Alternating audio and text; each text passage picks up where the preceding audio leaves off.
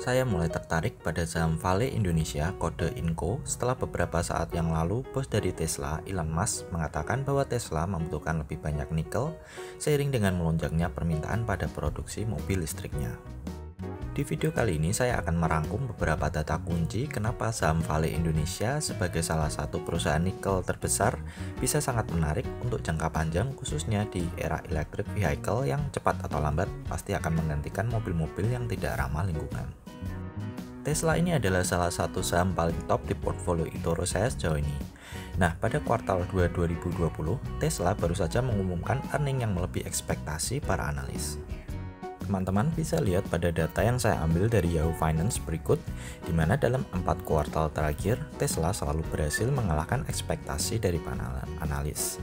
Para analis di Wall Street memprediksi Tesla akan mengalami loss $0,14 per lembar, tapi Tesla ternyata menghasilkan profit $2,18 per lembar.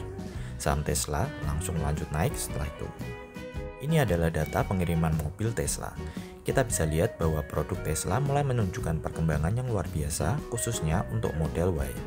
Data ini menunjukkan bahwa konsumen pelan-pelan sudah mulai nyaman menggunakan electric vehicle.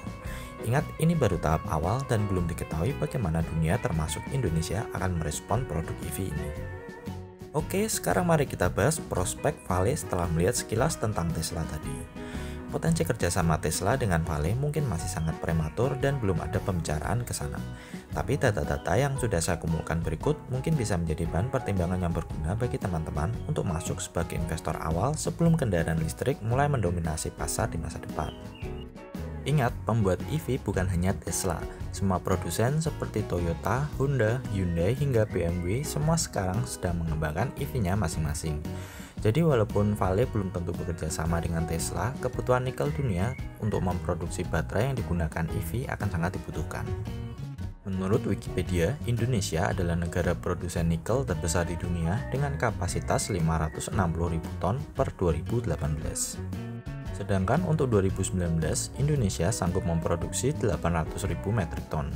Indonesia juga diperkirakan memiliki cadangan nikel sebesar 21 juta metrik ton. Di bawah Indonesia ada Filipina dengan kapasitas 420.000 metrik ton dan Rusia dengan 270.000 metrik ton. Dari data ini saja kita bisa langsung tahu potensi Indonesia di peta persaingan EV di masa depan. Teman-teman bisa download sendiri laporan keuangan mereka dan baca di bagian prospek usaha. Di situ Vale menyebutkan bahwa mereka siap untuk mengambil kesempatan di pasar kendaraan listrik yang baru saja dimulai. Akan ada selisih yang besar antara permintaan pasokan nikel untuk baterai. Nikel adalah salah satu komponen utama dalam pembuatan baterai untuk kendaraan listrik, seperti yang digunakan oleh Tesla dan semua mobil listrik ke depannya. Lebih lanjut, Vale sedang mengembangkan fasilitas pabrik pengolahan di Sorowako. Mereka juga akan melanjutkan pengembangan 2 pabrik pengolahan untuk produksi ferronikel di Baudopi dan pabrik untuk mengkonversi biji nikel di Pomala yang menjadi bahan baku untuk baterai kendaraan listrik. Sorowako ada di Sulawesi Selatan dan Pomala berada di Sulawesi Tenggara.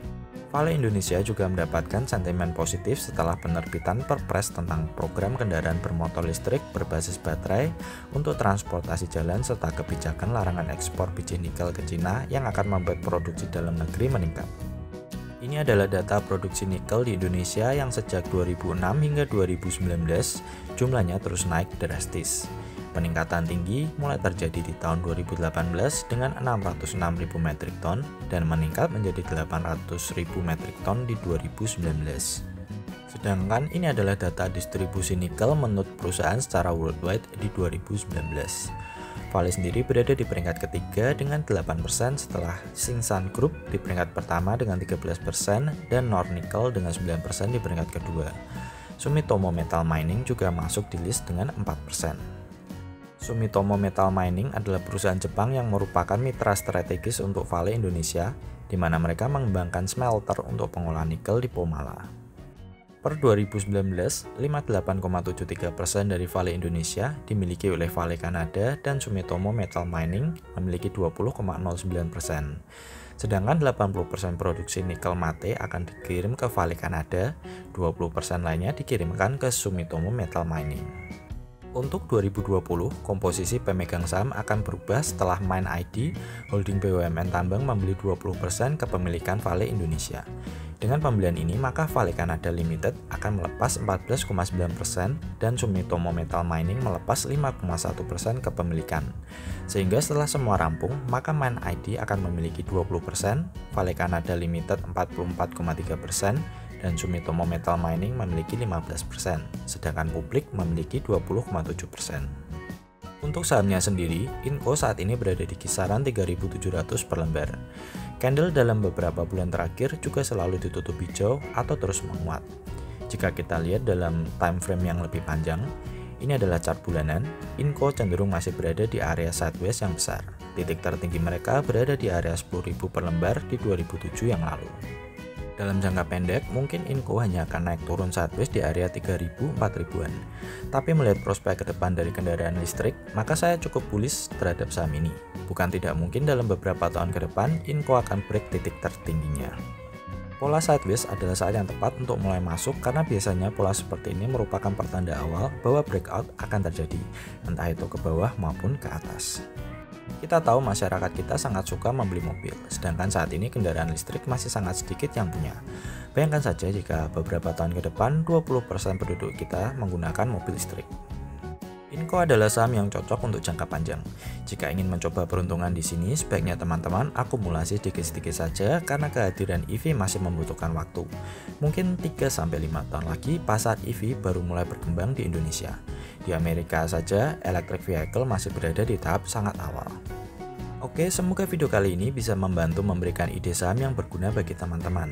Data yang saya sampaikan di sini saya dapatkan dari beberapa sumber yang harus teman-teman kembangkan lagi. Ketik di kolom komentar jika ada yang memiliki informasi tambahan. Klik like jika suka, bagi ke sosmed, dan jangan lupa subscribe.